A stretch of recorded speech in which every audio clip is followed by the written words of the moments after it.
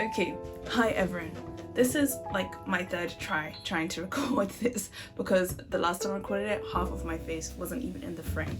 But anyway, to the point. Welcome back to my channel. I hope you've all been well. Thank you so much for the 50 views and the comments that I got on my last video. I've been feeling really motivated about this and just really trying to take YouTube more seriously. This time there should be better lighting and audio. So yeah, without further ado, I'll get into the topic of the video. Today I want to just talk about things that I've been enjoying lately. This is going to cover books, TV shows, music, beauty, clothing, just everything that's really been touching my heart, things that have been making me feel calm, and things that they've generally just been bringing me happiness during this time.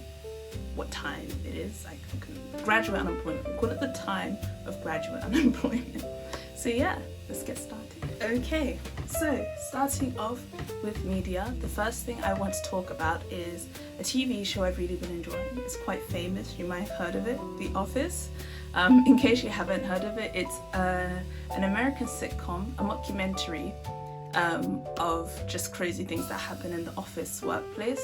And when I say crazy, I mean actually crazy. Like they probably wouldn't happen in real life, or it's a very exaggerated version of what would happen in real life. And lately I've just been enjoying it because it's a bit of a stress reliever and a comfort show for me. I have watched it about twice before, but I've never made it all the way to the end of season 9, so we'll see if I make it to the end this time, just because it loses a bit of its charm once Steve Carell leaves the show. But I would still like to just give it a try anyway. So yeah, I tend to watch this later in the night, at the end of the day, when I just want to decompress and I don't want to be thinking too much, and I just enjoy the characters, each of the relationships, and how they build throughout the series, and also the new things that you realize each time that you watch it. And this time around, I'd say my favorite character has been Creed. I don't know, because I know all of the plot points so far and everything that's going to happen, and I know most of, not the lines, but I know when a line is coming because I've watched it 2 times before. But now I really appreciate how his actor just comes in. I don't even know how he does it. It feels like improv or something, but how his actor just comes in and adds a line that, yeah, you have to witness Creed Bratton for yourself. Genius character, genius writing, and I think he is now my all-time favorite The Office character and personality.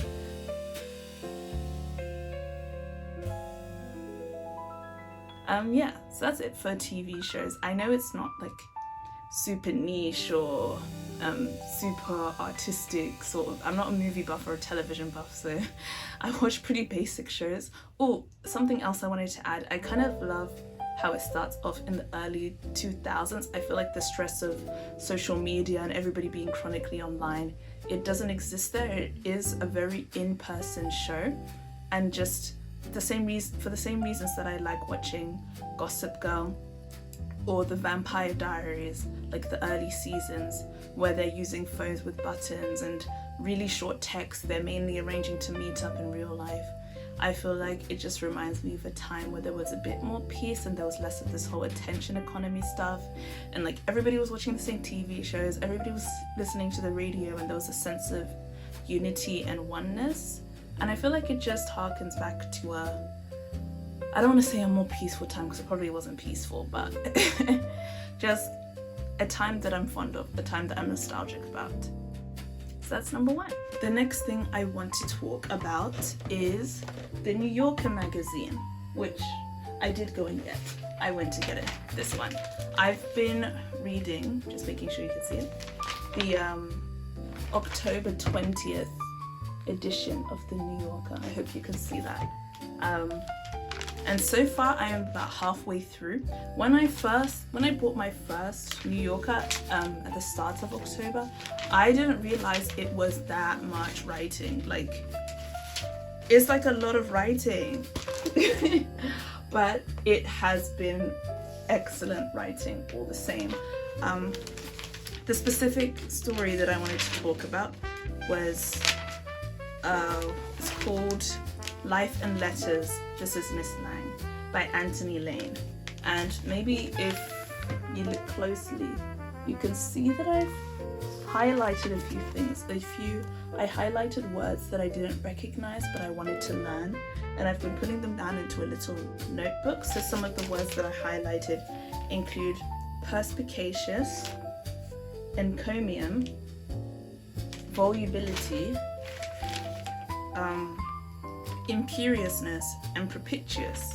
So yeah, what I really loved about this is that this is sort of an in-depth exploration of an American poet. Her name is Violet Rani Lang, who isn't very well known, but like regardless of whether she was well known, the writer still took the time to explore her entire life and her inspirations and trying to convince the reader of why maybe we should care about her poetry and her writing and what she's contributed to the literary world.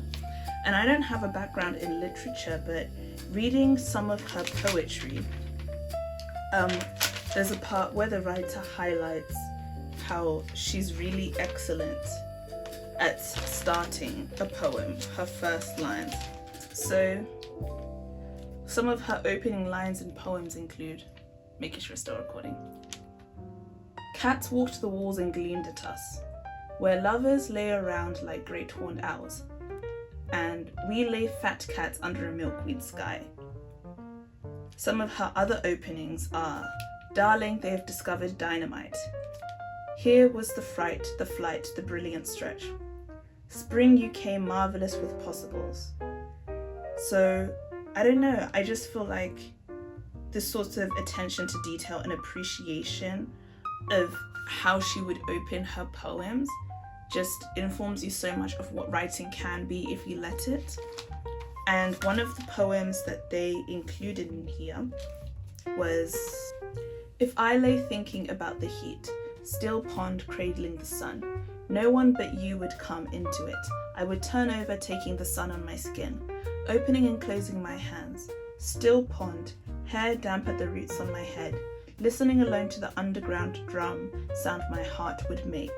Into the blanket, sun all damp on my skin, caraway seeds on my tongue. I feel like just how she allows a poem to be slow moving, and she really allows herself to take up space with her descriptions, just adds to the beauty of her writing. So I feel like this bringing awareness to a writer who I may not have known before, or who I may not have appreciated, and really just going in depth about how she begins poems, how she uses words, her inspirations, who she works with, her life, and what that says about her as a poet. I think just this attention to literature and its power is something that we've lost over time. I also highlighted some phrases that the writer has used that I really enjoyed. One that I have here is where he says, readers can profitably prick their fingers on the language of clothes, her needle-sharp study of dress and fashion. I just like how they're talking about, she does a study of dress and fashion, and they talk about it's needle-sharp, you can prick your fingers on it.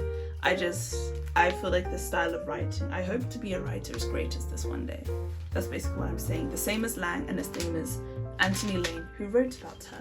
So yeah, I've been making my way through The New Yorker and just highlighting things that I admire, highlighting words that I don't understand, and sort of studying the sentence structures of how they put together their stories so that I can be a better writer and communicator overall as well. Okay, so this concealer, the Glossier Stretch Balm one, it's a bit messy. I have it in medium deep, if you can see. Do I have to do that old YouTuber thing where they do like, I don't know how to get things to focus. Anyway, so this is it. I don't wear makeup that often, but this is my go-to if I am going to. And then I just dab it in like that. You can see it is a pretty perfect shade match. And it just is, I think it's the whole Glossier thing of you, but better. So if I put some on my forehead as well, you can see it comes off like that. But then once I start dabbing it, I'm probably gonna look crazy in the video now. But I think I have lots of different shades over my face though, because now I'm seeing it does add a bit of brightness to my forehead instead of the same shade match as my chin. But also it just blends really smoothly and nicely. I think if you're looking for a concealer, if you're not really a makeup person but you're looking for something that isn't fussy, that you can like just put on and go, this Stretch Balm concealer is the way to go. I think it's a very worthy investment. I would buy it again, definitely. You don't even need to really use brushes or anything. I think it's made to be used with the hands. And the other beauty product I want to talk about is this NYX Buttermelt Bronzer. I did buy it as a bronzer, but it actually works really well for me as a blush. I don't know if you can see. I put it on for today. I found that it's a bit too red and warm to be a bronzer for me. Well, bronzers are meant to be warm, but I just take this brush and then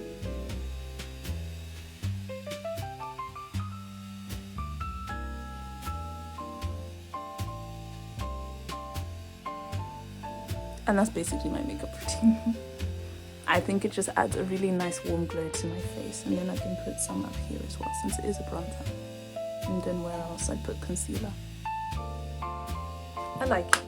I think it's really good and it has a really nice smell. It's called Dew Butter and it says Deep Golden. I don't know why I keep holding things up. They're obviously not going to focus. I also wanted to talk about clothes and jewelry. Well, first of all, this accessory, my red headband. My grandma actually made it for me. She crocheted it. She's crocheted me so many winter things. I love it so much. I'm using it right now as sort of my pop of red to add a bit of colour to the video. And then this pearl necklace I got from my sister. It's a hand-me-down. And then these pearl earrings, I actually don't know who they're from or where they're from. You haven't really seen them in the video, but I feel like it just makes everything look so refined and delicate. And then, oof, my nails. Can you see? Yeesh, that's bad. Anyway, and then I also wanted to talk about this black shirt. I feel like it's light, but it's warm, so it's been pretty perfect for layering. As the seasons get cold, I've been able to wear it from autumn until now. And so I can put it under jumpers and jackets, or I can wear it on its own when I'm in a warmer place. And this shirt has actually lasted for a few years and it shows no wear and tear. If I figure out where it's from, I'll put it on the screen as well. But those are the beauty and the fashion items that I've really been enjoying lately. Then I also wanted to go over hobbies a bit. I have been loving embroidery. I started embroidering before I started my masters, I'd say. I think that is a year, 2 years ago. And I've been thinking of starting an embroidery business actually, where I embroider on bags and pillowcases and just sell maybe on Vinted or on eBay. Nothing too big, but I feel like in this space of time, since embroidery is also it's a very low cost entry level, in this space and time I may as well take a start on like a small business or something to just give me some money as I wait for my career to start. And then also playing the guitar, the lead guitar specifically. I've learnt my scales. I'm studying music theory as well. I've really been enjoying that process. And another process I've really been enjoying is journaling. I'll probably put in some B-roll clips of my journal as I'm talking. I've just, the act of just recounting things, and not just negative things, but positive things and boring things as well, of just sort of reflecting on what has been going on in my day, how I've been feeling, why I've been feeling that way, has helped me to feel less overwhelmed, especially being at home. There's not really many people I can talk to, so it can all just get stuffed in my head and then I'd get like super tired and burnt out. But just taking the time to maybe sit down and write down everything that I'm feeling, so it doesn't have to just exist in my head, but it can also exist on the page, is something else that I've really been loving lately. Okay, I'm gonna end the video here. Hopefully this will be up by tomorrow. I'll spend tonight editing it.